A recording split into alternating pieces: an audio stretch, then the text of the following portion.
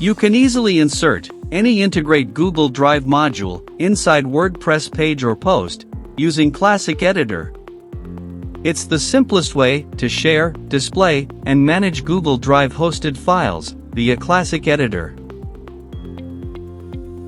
To enable Classic Editor integration, navigate to Google Drive from WordPress Admin Dashboard, Settings, Integrations, enable Classic Editor integration, save changes. Navigate to any page or post using Classic Editor, click on Google Drive button. You can insert previously created modules or create a new one from scratch. To create a new module, click on Add New Module button, select your preferred module.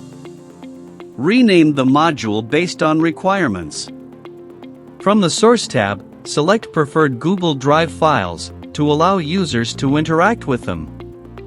From the Filter tab, configure file visibility based on extensions, names, and others. Switch to the Other tabs to configure additional settings for this module. Save changes. Configured module will now be inserted inside the page or post. That's how you can display Google Drive files on your WordPress site using the Classic Editor.